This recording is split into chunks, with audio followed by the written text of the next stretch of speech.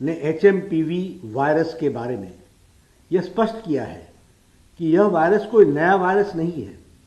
इसकी पहचान सबसे पहले वर्ष 2001 में हुई थी और कई वर्षों से यह विश्व भर में फैल रहा है। एचएमपीवी वायरस एक ऐसा वायरस है जो हवा के जरिए सांस लेते समय एक दूसरे में फैलता है। यह सभी आयु वर्ग के लोगों में संक्रमण का कारण भी बनता है।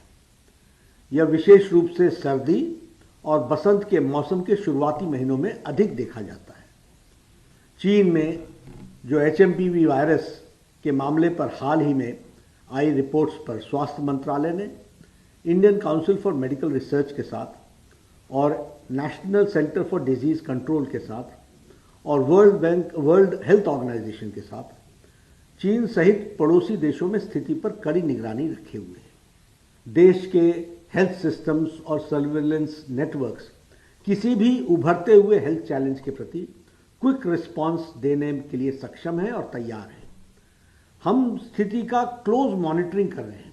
हम स्थिति का बहुत नज़दीकी से जायजा ले रहे हैं और हम ये कह सकते हैं कि हमें चिंता का कोई कारण नहीं होना चाहिए। स्वास्थ्य विभाग इन सारी बातों पर नजर रखे। नए वायरस एचएमपीवी के अब भारत में भी केस बढ़ते जा रहे हैं। बुधवार को एक और केस मिलने के बाद अब इसके केसों की संख्या करीब 9 पहुंच गई। बेंगलुरु, नागपुर, तमिलनाडु में 2-2 और पश्चिम बंगाल, अहमदाबाद, मुंबई में एचएमपीवी संक्रमण का एक मामला दर्ज किया गया है। दरअसल महाराष्ट्र में बुधवार को इस वायरस का तीसरा केस मिला। मुंबई के हीरानंदानी अस्पताल में 6 महीने की बच्ची संक्रमित मिली है। उसे 1 जनवरी को खांसी, सीने में जकड़न और ऑक्सीजन लेवल 84% तक गिरने की वजह से अस्पताल में भर्ती करना पड़ा था। हालांकि अब बच्ची ठीक है। मुंबई में इस वायरस का ये पहला मामला है। मंगलवार को नागपुर में 2 केस सामने आए थे।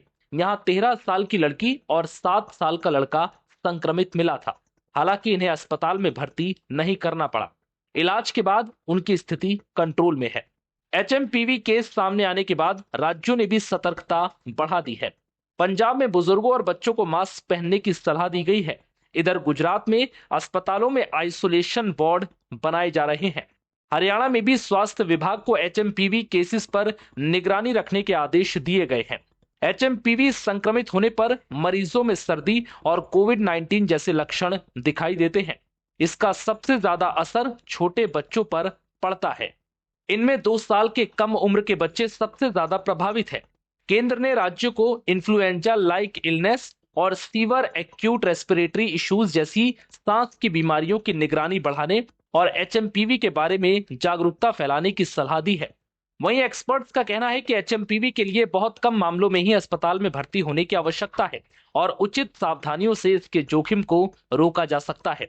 यह आमतौर पर ऊपरी और निचले श्वसन संक्रमण का कारण बनता है, जो सामान्य सर्दी या फ्लू के समान लक्षण पैदा करता है।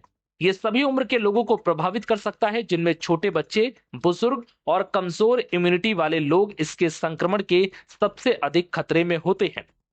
सीडीसी के अनुसार एचएमपीवी खांसने या छींकने से निकलने वाले ड्रॉपलेट हाथ मिलाने, किसी को स्पर्श करने, नजदीकी संपर्क में आने, दूषित सतहों पर हाथ लगाने, मुंह, नाक या आंखों को छूने से फैलता है। खांसी और बहती हुई नाक, बुखार, गले में खराश, गले में जलन या कुछ मामलों में सांस लेने में कठिनाई ह्यूमन मेटान्यूमो वायरस के सामान्य लक्षण हैं। कुछ मामलों में संक्रमण ब्रोंकाइटिस, निमोनिया या अस्थमा के लक्षणों में भी तब्दील हो सकता है। हालांकि केंद्रीय स्वास्थ्य मंत्री जेपी नड्डा ने चिंताओं को दूर करते हुए कहा है कि हेल्थ एक्सपर्ट्स ने एचएमपीवी वायरस के बारे में स्पष्ट किया है कि ये कोई वायरस नया नहीं है। इसकी पहचान सबसे पहले वर्ष 2001 में हुई थी और कई वर्षों से यह विश्व भर में फैल रहा है। एचएमपीवी वायरस एक ऐसा वायरस है जो हवा के जरिए सांस लेते समय एक दूसरे में फैलता है। ये सभी आयु वर्ग के लोगों में संक्रमण का कारण भी बनता है।